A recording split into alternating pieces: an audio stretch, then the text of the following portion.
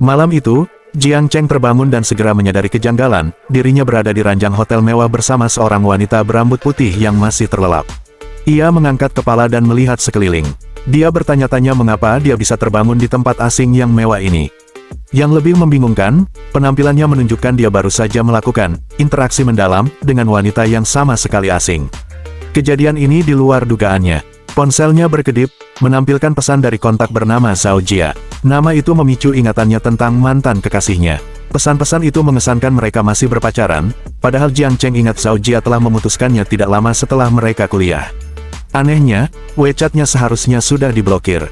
Dia bertanya-tanya mengapa Zhao Jia mengirim pesan, berlagak seolah mereka masih sepasang kekasih. Dia melihat tanggal di layar. Dalam benaknya, dia bertanya-tanya, mungkinkah ini berarti dia terlahir kembali ke masa lalu? Dia teringat momen perpisahan yang pahit, di mana Zhao Jia menuduhnya kurang perhatian dan materialistis, lalu pergi dengan pria lain. Dulu, sumpahnya untuk mencintai selamanya hancur oleh kenyataan pahit yang mengecewakan. Mengingat sifat Zhao Jia, dia yakin mantannya itu pasti sebentar lagi akan mulai meminta angpau dengan trik lama. Benar saja, sebuah pesan baru masuk dengan gaya yang familiar. Sungguh mudah ditebak. Sambil menggelengkan kepala, dia berpikir, sungguh bodoh dia dulu karena cinta palsu itu. Dalam benaknya, dia memutuskan, jika ingin berpisah, mengapa harus menunda? Dia yang akan mengakhiri hubungan ini terlebih dahulu. Jiang Cheng segera membalas dingin, memberitahu Zhao Jia mereka putus. Setelah beberapa balasan yang terkejut dan marah, Jiang Cheng menegaskan mereka harus mengakhirinya karena perbedaan pandangan. Zhao Jia pun membalas dengan marah dan menantangnya agar tidak menyesal. Jiang Cheng tertawa sinis, dalam benaknya berkata, memberinya kesempatan berselingkuh lagi. Gila, menyesal, dia justru menyesal pernah mengenalnya. Tiba-tiba, panel sistem holografik muncul, mengumumkan aktivasi sistem Dewa Kaya. Mimpi jadi nyata karena tekadnya yang kuat. Jiang Cheng terkejut, apa? Sistem Dewa Kaya. Di kehidupan sebelumnya dia tak pernah beruntung, tapi kini dia mendapat cheat dan reinkarnasi. Dia bertanya-tanya, apakah dia benar-benar akan hidup sukses luar biasa kali ini? Dia melihat pendapatan sistem 0,1 yuan per detik. Dia menghitung cepat, sebulan bisa mendapat lebih dari 250.000 yuan. Sederhana, tetapi fantastis. Sistem memberinya selamat atas paket pemula dan bertanya apakah dia ingin membukanya. Dia segera menjawab iya. Hadiahnya luar biasa, uang tunai 10 juta, mobil Super SU7 Ultra, kartu belanja pemula, dan alat pemindai, tingkat keakraban. Notifikasi bank mengonfirmasi transfer 10 juta, uang asli, mobil asli. Tapi dia bertanya-tanya, apa fungsi alat pemindai, tingkat keakraban? Dia melihat ke arah Yu Xiaoxiao yang bergumam dalam tidur. Dia berpikir, kenapa tidak dicoba saja alat pemindai itu padanya? Jiang Cheng mengklik pemindai tingkat keakraban pada sistem. Data Yu Xiaoxiao muncul, wajah 93, badan 94. Namun, ada angka aneh, privasi, 1, dan tingkat keakraban, 60. Dia bertanya-tanya, apa maksud angka, privasi? Dia mengklik tombol privasi, dan definisinya muncul, nilai privasi adalah jumlah kontak paling pribadi dengan lawan jenis dalam kehidupan pribadinya. Jiang Cheng terkejut. Dalam benaknya, dia menyadari, privasi, 1, berarti Yu Xiaoxiao punya pengalaman pertamanya dengannya. Dia mengingat kembali hari itu di kehidupan lamanya, dia mabuk dan bertemu Yu Xiaoxiao yang sedang galau di bar. Dia bergumam dalam benak, walaupun pengalamannya dengan dia, tingkat keakrabannya 60 berarti wanita itu hanya mabuk berat, bukan cinta pada pandangan pertama. Dia hanya bisa menghela napas panjang, memegang kepalanya yang terasa pening. Saat itu, Yu Xiaoxiao mulai bergerak dan terbangun dari tidurnya. Yu Xiaoxiao segera berkata kepada Jiang Cheng bahwa ekspresi yang dia tunjukkan persis seperti saat dia mabuk. Dia menambahkan bahwa Jiang Cheng benar-benar punya aura bucin alami. Sambil mendekat, Jiang Cheng menyatakan dia tidak sedang bernostalgia. Yu Xiaoxiao membalas, bertanya mengapa dia begadang dan terlihat sedih. Jiang Cheng tersenyum dan membalas bahwa dia hanya menyesal mengapa tidak bertemu wanita itu lebih awal, menantangnya untuk memegang tangannya jika tak percaya. Yu Xiaoxiao berkomentar bahwa gombalan Jiang Cheng keterlaluan dan dia tidak tahan. Notifikasi sistem muncul, karena kecepatannya yang berlebihan, host mendapat hadiah, kartu belanja supercar, cerit. Hadiah tambahan muncul, skill, lidah lincah. Jiang Cheng terkejut, bergumam, buset. Bisa begitu, dia yakin, dengan skill lidah lincah ini, Yu Xiaoxiao sebentar lagi bakal terbang ke langit. Yu Xiaoxiao bertanya mengapa bisa sedahsyat ini. Dia merasa ciuman barusan berbeda sekali dari yang tadi malam. Jiang Cheng tersenyum sinis, mengatakan kepadanya agar jangan salah paham. Dia menyatakan bahwa ciuman yang serius, baru saja dimulai. Esok paginya, Jiang Cheng terbangun dan melihat Yu Xiaoxiao sudah tidak ada. Dia melihat setumpuk uang tunai di sampingnya, lalu berseru kaget. Dia berpikir, gila, Yu Xiaoxiao menganggap aku gigolo. Uang ini 10.000, cukup royal juga. Dia mengambil surat dari Yu Xiaoxiao, yang berisi ucapan terima kasih atas jamuan tadi malam dan imbalan yang pantas dia dapatkan karena Yu Xiaoxiao sangat puas. Jiang Cheng tersenyum, menyadari keunikan Yu Xiaoxiao. Sambil memakai baju, Jiang Cheng menyesal tidak sempat bertukar kontak. Perhatiannya beralih ke notifikasi sistem tentang kartu cerit. Dia berpikir tentang kartu cerit ini. Kalau belanja, apakah bisa mendapat bonus besar? Sistem segera merespons, kartu belanja cerit memberikan peluang mendapat bonus uang dalam kelipatan 10x hingga maksimal 50x untuk kartu pemula. Dia menghitung. Dalam benaknya, dia menyadari, membeli mobil 10 juta dengan 50x bisa jadi 500 juta. Tapi dia memutuskan menggunakan kelima kartu belanja awal dulu, lalu mengumpulkan uang untuk membeli mobil yang lebih mahal demi bonus yang lebih besar. Jiang Cheng mengambil keputusan, dia harus memanfaatkan cheat ini semaksimal mungkin. Dia akan menjadi dewa kaya sejati. Dia menyadari tanggal ini masih jauh sebelum perusahaan-perusahaan besar mulai bangkit. Hal yang harus dia lakukan sekarang adalah mengumpulkan modal untuk membeli saham awal dalam jumlah besar. Perusahaan-perusahaan itu akan menjadi alat untuk mewujudkan ambisinya yang tinggi. Dia menambahkan, kebijakan di kota Rongcheng tidak membatasi pembelian rumah tanpa pinjaman bank. 5 kartu belanja dengan batas 1 juta akan sangat pas untuk membeli rumah. Di parkiran hotel, seorang wanita duduk di atas mobil SU7 Ultra miliknya. Wanita itu bertanya apakah mobil itu miliknya. Jiang Cheng membalas santai, membenarkannya. Wanita itu meminta tolong, bertanya apakah Jiang Cheng bisa mengantarnya sebentar. Dia harus cepat pulang karena pipa saluran air rumahnya bocor parah, dan memohon bantuan. Pemindai tingkat keakraban aktif. Sistem menampilkan data, nama Chen Liqi, wajah 85, badan 88. Namun, privasi, 28 dan tingkat keakraban, 90, hubungan yang sangat intim. Jiang Cheng mengabaikan Chen Liqi sejenak. Dia berpikir, wanita ini terlalu inisiatif. Nilai privasi 28 masih bisa diterima, tetapi nilai keakraban 90. Padahal mereka baru saling lihat sebentar. Jiang Cheng duduk di mobilnya, membuka kaca. Dia berkata, meminta maaf, karena bersaing dengan 28 pria lain terlalu sempit baginya. Jiang Cheng pun langsung melesat pergi meninggalkan wanita itu. Chen Liqi tercengang. Dia berteriak, bagaimana dia bisa tahu aku pernah berpacaran dengan 28 pria? Astaga, dia ini siapa sebenarnya? 20 menit kemudian, Jiang Cheng tiba di rumah. Ia menyapa ibunya yang menyambutnya. Ibunya berkata ia pulang tepat waktu dan menyodorkan semangka dingin, makanan kesukaan Jiang Cheng. Jiang Cheng mengucapkan terima kasih. Ayahnya kemudian bertanya kemana saja ia pergi, mengingatkannya bahwa ia berencana melakukan perjalanan kelulusan dan menanyakan kemana ia memutuskan pergi. Jiang Cheng menjelaskan bahwa ia sedang mempertimbangkan untuk pergi ke Modu. Ia berencana mendaftar di universitas di sana, jadi ia ingin melihat-lihat daerahnya terlebih dahulu. Ayahnya menyetujui, mengatakan itu terserah Jiang Cheng. Ia berjanji akan menyuruh ibu Jiang Cheng mentransfer uang perjalanan, dan ia yakin putranya bisa menangani sisanya sendiri. Ibunya yang suka mengomel segera menyela. Ia berpikir suaminya akan memanjakan Jiang Cheng jika terus menyelesaikan masalah dengan uang. Ibunya khawatir Jiang Cheng akan menjadi anak manja yang terlalu bergantung pada orang tua, dan itu akan membuatnya susah mencari istri. Jiang Cheng dengan cepat meminta ibunya tidak membahas topik sensitif itu. Dalam hatinya, ia berjanji, ia bukan lagi Jiang Cheng yang naif seperti di kehidupan sebelumnya. Kali ini, ia bertekad untuk tidak mengecewakan ibunya, dan ia akan mencarikan menantu perempuan yang baik. Keesokan harinya, di dalam pesawat, Jiang Cheng berpikir ia seharusnya memesan tiket lebih awal. Karena baru membelinya di menit terakhir, ia hanya mendapat kursi kelas ekonomi. Ia merasa kursi itu terlalu sempit untuk orang setinggi dirinya. Saat berjalan di lorong, Jiang Cheng tidak sengaja menabrak seorang wanita. Ia segera meminta maaf, mengucapkan permisi berulang kali. Jiang Cheng terkejut dan menyebut nama wanita itu, Zhou Ying.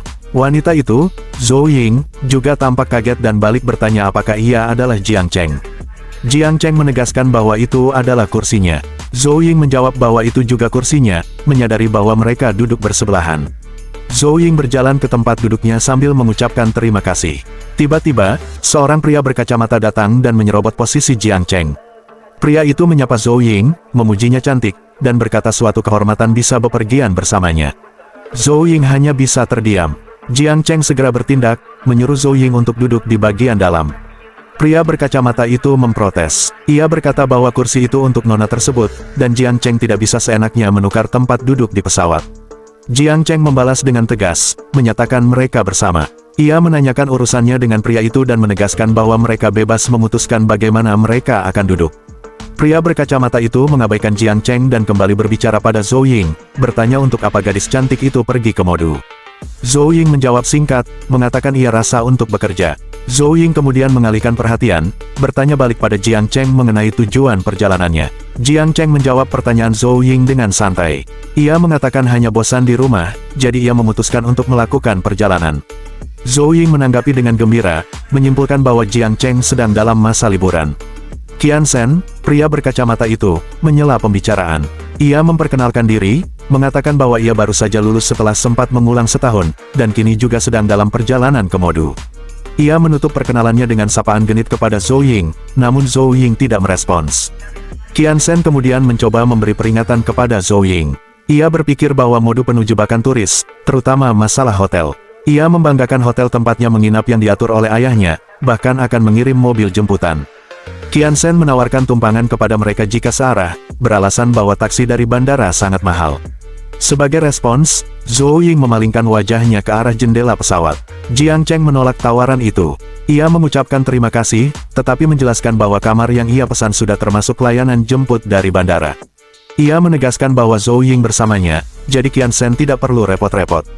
Qian Shen tampak tidak percaya, bertanya nama hotel yang dipesan Jiang Cheng. Jiang Cheng menyebut namanya, Amanyang Yun. Reaksi Qian Shen sangat terkejut. Ia mengulang nama Amanyang Yun dengan nada tak percaya. Ia tahu bahwa itu adalah hotel ultra mewah yang dibangun dengan biaya fantastis dan memadukan peninggalan kuno dari kota tua berusia 1000 tahun. Qian Shen kemudian mengungkapkan keraguannya.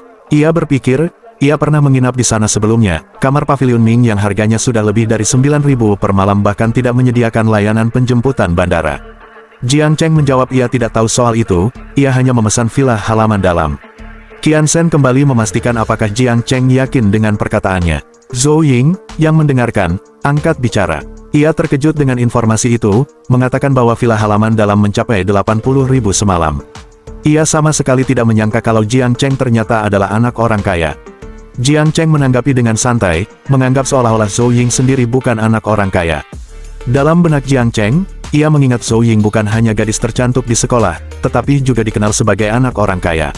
Dulu, Zhou Ying sering diantar ke sekolah menggunakan mobil mewah keluarga mereka, entah itu Bentley atau Rolls-Royce. Jiang Cheng menyimpulkan, Zhou Ying adalah gadis kesayangan surga. Gadis tipe yang bisa membuat para pria minder hanya dengan tatapan. Hampir tidak ada yang berani mendekatinya, tetapi ia juga tidak pernah sombong, hanya belajar dengan tenang. Ia melanjutkan renungannya, dulu, ia terlalu fokus pada Zhao Jia sehingga kurang memperhatikan Zhou Ying. Ia mendengar keluarga Zhou Ying mengalami masalah saat mereka kelas 2 SMA, dan sejak saat itu, gadis itu mulai berjalan kaki ke sekolah. Zhou Ying menimpali dengan nada sedih. Ia berkata bahwa ia sudah bukan gadis kaya lagi saat ini. Jiang Cheng tersentak. Ia berpikir ia salah bicara dan harus segera mengganti topik. Setelah itu, mereka berdua mulai mengobrol tentang kenangan masa sekolah mereka. Obrolan itu berjalan lancar. Zhou Ying menanggapi dengan tawa, mengakui bahwa sekolah mereka memang cukup seru. Jiang Cheng merasa suasana akhirnya cair. Ia memutuskan untuk memeriksa lagi seberapa tinggi tingkat keakraban Zhou Ying. Sistem muncul, nama, Zhou Ying, usia, 18, tinggi, 172 cm, penampilan, 96, bentuk tubuh, 96, privasi, 0, tingkat keakraban, 75, status, teman. Jiang Cheng terkejut melihat angkanya. Ia berpikir, tingkat keakrabannya mencapai 75. Ia tahu teman sekelas biasa hanya sekitar 65, tapi Zhou Ying mencapai 75. Jiang Cheng terkejut melihat angka itu. Ia berpikir, mungkinkah selama ini Zhou Ying secara diam-diam memperhatikan dirinya. Waktu berlalu dengan cepat, dan mereka tiba di luar bandara. Jiang Cheng memperkenalkan diri kepada wanita yang menjemputnya. Wanita itu, Wang Yiyan, memperkenalkan dirinya sebagai pelayan pribadi yang ditugaskan untuk villa halaman dalam yang telah dipesan Jiang Cheng. Jiang Cheng berpikir, seperti yang ia duga dari Amanyang Yun, layanan mereka sangat profesional. Jiang Cheng teringat pada temannya. Ia bertanya pada Zhou Ying di mana ia akan menginap. Zhou Ying menjawab bahwa ia akan menginap di rumah temannya di Pudong, yang tidak searah dengan Amanyang Yun. Ia meminta Jiang Cheng untuk tidak khawatir dan mengatakan akan naik taksi sendiri. Jiang Cheng mendesak Zhou Ying untuk ikut, mengatakan mereka sudah lama kenal sehingga tidak perlu sungkan. Ia lalu meminta Wang Yiyan untuk mengantar teman sekelasnya ini ke Pudong terlebih dahulu. Wang Yiyan menyanggupi permintaannya. Dari jauh di balik tembok, Qian Shen mengamati. Ia berpikir, apakah orang ini serius? Ia berharap gadis cantik itu tidak terpukau oleh akting pamer Jiang Cheng dan malah termakan racunnya. Ia memutuskan, ia harus menyelamatkannya. Qian Shen membayangkan, jika ia berhasil, mungkin Zhou Ying akan sangat berterima kasih dan bersedia menghabiskan malam bersamanya. 25 menit kemudian, Zhou Ying mengucapkan terima kasih kepada Jiang Cheng karena telah diantar. Ia mengatakan ia sangat senang bertemu lagi dan mengajak Jiang Cheng untuk saling menambahkan teman di WeChat. Ia berjanji akan mentraktir makan suatu saat nanti. Jiang Cheng menyetujui, meminta Zhou Ying mengingat janji itu. Zhou Ying meyakinkan bahwa ia tidak mungkin lupa dan mengucapkan banyak terima kasih untuk hari itu. Jiang Cheng membalas ucapan terima kasih itu dan mengucapkan sampai jumpa lain waktu. Zhou Ying mengiyakan. Dari dalam mobil, Qian Shen yang menguntit tidak percaya. Ia berpikir, Jiang Cheng benar-benar membiarkan gadis secantik itu pergi begitu saja. Ia meratap, malam romantisnya hilang begitu saja. Setengah jam kemudian, di hotel, Jiang Cheng merasa puas. Ia berpikir, menginap di Amanyang Yun adalah keputusan yang tepat dan sepadan dengan uang yang ia keluarkan. Dari belakang, Wang Yiyan memberitahu Jiang Cheng bahwa air mandinya sudah siap. Jiang Cheng menjawab baiklah, mengatakan ia akan segera mandi. Tiba-tiba, Wang Yiyan membantu membukakan kancing baju Jiang Cheng. Jiang Cheng terkejut, mempertanyakan apakah ini bagian dari pelayanan hotel. Wang Yiyan membenarkan bahwa membantu melepaskan pakaian memang termasuk pelayanan, tetapi untuk urusan pakaian dalam, ia meminta Jiang Cheng mengurusnya sendiri. Jiang Cheng menerima penjelasan itu. Melihat Wang Yiyan mengenakan sarung tangan, Jiang Cheng memintanya tunggu sebentar. Wang Yiyan menjelaskan bahwa menggosok punggung juga termasuk pelayanan. Namun, ia menegaskan ia tidak akan membersihkan seluruh tubuh Tuan Jiang Cheng. Saat punggungnya sedang digosok oleh Wang Yiyan, Jiang Cheng merasa benar-benar menyenangkan. Ia berpikir, setelah dilihat lebih dekat, Wang Yiyan sebenarnya sangat menarik. Ia membayangkan, jika memang ada semacam layanan khusus, itu pasti akan luar biasa. Khayalan Jiang Cheng muncul. Wang Yiyan berkata, Tuan Jiang Cheng, aku melakukan ini hanya karena aku merasa ada ikatan khusus denganmu. Khayalan berlanjut, Wang Yiyan mendekat dan bertanya apakah airnya terlalu panas untuknya. Jiang Cheng tersentak dan melihat ke arah Wang Yiyan. Ia merutuki dirinya sendiri, sial, apa yang kupikirkan. Chen Liqi mengeluh dalam hatinya. Sungguh jarang bertemu pria yang tampan dan... Tiba-tiba, seorang pria tua mendekat. Pria tua itu berkata dengan ramah, menawarkan diri untuk membantu. Dia mengaku mendengar Chen Liqi menyebut masalah saluran air dan menyatakan dirinya ahli dalam urusan saluran air selama 30 tahun. Jika pria tampan tadi tidak bisa membantu, dia bersedia membantu. Chen Liqi membalasnya dengan kasar, menyebutnya mesum dan gila. Pria tua itu terkejut, bertanya mengapa Chen Liqi memaki dirinya. Dia memprotes, jika pemuda tadi boleh menawarkan diri, mengapa dirinya tidak boleh. Dia meyakinkan bahwa tekniknya lebih terampil, servisnya profesional, jujur tanpa tipu, dan jika hasilnya tidak beres, tidak perlu dibayar. Chen Liqi jijik dan menyuruhnya pergi. Pria tua itu membalas dengan nada menahan marah. Orang-orang di sekitar mereka tertawa terbahak-bahak melihat interaksi itu. Pria tua itu bingung, bertanya mengapa mereka tertawa. Seorang pria lain menjelaskan bahwa maksud saluran air yang Chen Liqi sebutkan berbeda dengan yang pria tua itu maksud. Pria itu menunjuk dengan isyarat, menyiratkan makna yang terselubung. Pria tua itu pun tersadar. Dia menghela napas, bergumam, aduh, anak muda zaman sekarang bermain dengan makna yang begitu jauh. Chen Liqi merasa sial, mengumpat dalam hatinya karena apes sekali hari ini. Lokasi berpindah ke agen properti. Dua agen properti menyambut kedatangan Jiang Cheng dengan sapaan hormat. Agen properti senior berbisik kepada rekannya. Ia mengenali Jiang Cheng dan yakin pemuda itu hanya bergaya dengan mobil milik orang tuanya. Dia menganggap ini buang-buang waktu dan menyuruh agen junior, Xiao Xia, untuk melayani saja. Xiao Xia, agen properti junior, menatap mata seniornya, memohon agar tidak dilepas sendiri karena dia masih baru. Agen senior itu menenangkannya, mengatakan mereka sudah sering berlatih bersama, jadi tidak perlu takut, tinggal ikuti saja alurnya. Xiao Xia menyambut Jiang Cheng. Dia memperkenalkan diri sebagai Xiao Xia dari agen properti Lian Jia dan menanyakan bantuan yang bisa diberikan. Jiang Cheng menjawab singkat, meminta bantuan untuk mencari rumah yang cocok. Xiao Xia kemudian bertanya apakah ada lokasi tertentu yang diminati dan berapa kisaran harga yang diinginkan. Dari kejauhan, agen properti senior hanya memperhatikan. Dalam benaknya, dia bergumam, "Xiao Xia, jangan salah paham, ya." Dia menekankan bahwa di dunia properti ini banyak trik dan tidak semua pelanggan yang datang bisa menjadi transaksi. Dia menyimpulkan bahwa Xiao Xia harus belajar mulai dari cara memilih calon pembeli yang serius. Xiao Xia menunjukkan beberapa unit. Dia menjelaskan bahwa unit-unit tersebut adalah apartemen kecil full furnished, harganya terjangkau, dan saat ini paling laku.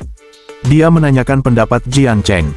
Jiang Cheng membalas bahwa jika terlalu murah, tidak usah ditampilkan, dan memintanya mencarikan rumah dengan kisaran harga 1 juta yuan. Xiao Xia tampak sedikit gugup, namun segera menjawab bahwa dia akan mencarikan unit dengan kisaran harga yang diminta. Beberapa menit kemudian, Xiao Xia meminta maaf karena hampir lupa. Dia bertanya apakah Jiang Cheng memiliki preferensi lokasi tertentu. Jiang Cheng menjawab, dia mencari properti yang mudah disewakan, tidak perlu kondisi mentah, boleh semi atau full furnished. Xiao Xia menjawab akan segera mencarikan. Dalam benak Jiang Cheng, dia berpikir, gadis ini pasti baru bekerja karena terlihat masih sangat polos. Jiang Cheng kemudian bertanya, apakah rumah-rumah seharga 1 jutaan lebih ini masih bisa dinegosiasikan harganya. Dia menambahkan, jika bisa masing-masing menjadi tepat 1 juta, dia akan membeli 5 unit sekaligus. Xiao Xia terkejut, namun segera menjawab bahwa bisa dinegosiasikan, dan bertanya apakah Jiang Cheng yakin ingin membeli 5 unit. Jiang Cheng menegaskan, jika harganya bisa menjadi 1 juta per unit, dia akan membeli 5 unit sekaligus secara tunai. Xiao Xia tampak sedikit tidak percaya, bertanya terbata-bata, "Itu tunai?" Jiang Cheng membenarkan, tunai, dan setelah transaksi selesai, dia meminta Xiao Xia untuk mengurus penyewaannya. Dalam benak Xiao Xia, dia menghitung. Jika ini benar-benar terjadi, membeli dan menyewa sekaligus. Komisinya bisa, ya ampun. Dengan gembira, Xiao Xia menjanjikan Jiang Cheng bahwa dia akan membantu negosiasi, dan dia pasti akan mengusahakan agar semuanya beres. Agen properti senior yang mendengarkan pembicaraan itu dari balik pintu terkejut. Dia terperanjat, menyadari anak itu ternyata berniat membeli 5 unit langsung secara tunai. Dia merasa telah salah menilai Jiang Cheng. 1 jam kemudian, manajer toko datang bersama Xiao Xia. Manajer itu menyampaikan bahwa dia dan Xiao Xia telah berhasil membantu negosiasi. 5 unit totalnya menjadi 5 juta yuan, dan komisi untuk Jiang Cheng adalah 1%. Manajer tersebut kemudian menyodorkan berkas dan kontrak untuk diperiksa. Jiang Cheng tidak memeriksa berkas. Dia mengatakan akan langsung menandatanganinya karena dia percaya pada Xiao Xia. Dia menambahkan, lain kali jika dia ingin membeli properti lagi, dia akan menghubungi Xiao Xia. Dalam benak Xiao Xia, dia menghitung lagi. Komisi 2% dari jumlah transaksi tersebut berarti dia bisa membawa pulang 4 atau 5 juta. Dan dia mengatakan masih mau membeli lagi. Dia bertanya-tanya, siapa sebenarnya Jiang Cheng ini? Sistem mengumumkan, kartu Critical Strike pemula berhasil digunakan. Selamat, host mendapat penggandaan 35 kali lipat, bonus uang 35 juta yuan. Kartu kedua berhasil digunakan, selamat atas penggandaan 50 kali lipat, bonus uang 50 juta yuan. Jiang Cheng terkejut. Dia berpikir, gila, awalnya dia pikir mendapat 10 kali lipat saja sudah bagus. Ternyata dia berpikir terlalu sempit. Dia bersyukur karena tetap bersikeras harga tiap unit harus 1 juta, kalau tidak dia akan rugi besar. Sistem mengumumkan kenaikan level. Level Jiang Cheng naik menjadi 6, dan pendapatan per detiknya meningkat menjadi 0,8 yuan. Saldo sistemnya sekarang 4.890 yuan. Jiang Cheng berpikir, mungkin ini adalah keberuntungan baginya. Setelah membeli 5 unit di tempat Xiao Xia, dia malah mendapat bonus 230 juta lebih, dan setiap hari mendapat gaji 70.000. Jiang Cheng menyadari, hidupnya sekarang seperti menggunakan cheat, sangat berbeda dengan kehidupan sebelumnya. Kalau begitu, waktunya dia menjadi orang kaya yang bisa berbuat sesuka hati. Jiang Cheng kemudian memanggil, Xiao Xia, ikut aku sebentar, ya. Xiao Xia bertanya, kenapa, Pak? Manajer menyela. Dia mengingatkan Xiao Xia bahwa Jiang Cheng telah memberikannya 5 transaksi sekaligus. Manajer itu menyuruh Xiao Xia untuk mengajak Jiang Cheng makan malam, membangun relasi yang baik. Xiao Xia terkejut dan terdiam. Pikiran Xiao Xia melayang. Dalam khayalannya, Jiang Cheng berjanji akan ada banyak kesempatan lagi, mengajak Xiao Xia ikut dengannya, dan menjamin hidupnya akan nyaman. Xiao Xia dalam khayalan itu hanya terdiam. Tersadar, Xiao Xia meminta agar Jiang Cheng menunggu, berharap mereka bisa lebih mengenal satu sama lain. Jiang Cheng bingung, mempertanyakan maksud dari permintaan untuk menunda. Ia lalu meminta nomor rekening Xiao Xia karena ia ingin mentransfer uang. Xiao Xia terkejut, bertanya mengapa Jiang Cheng tiba-tiba ingin mengirimkan uang. Jiang Cheng menjelaskan bahwa Xiao Xia adalah bintang keberuntungannya hari itu.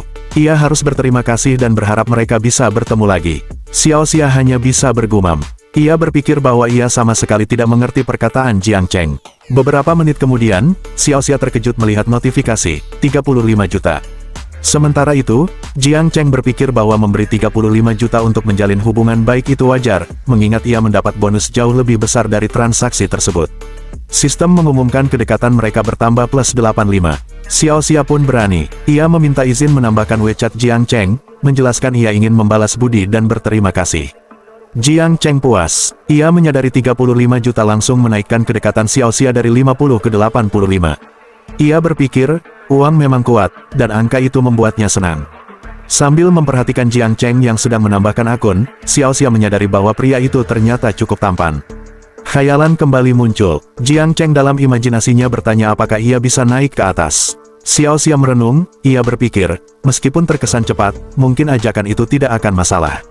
Jiang Cheng berjalan ke pintu. Ia berpamitan, mengatakan Xiao Xia sudah bekerja keras, dan berjanji sampai bertemu lagi. Xiao Xia berlari mengejar. Ia memanggil nama Jiang Cheng. Ia berpikir dengan bingung, pria itu pergi. Hanya mengucapkan, sampai ketemu lagi.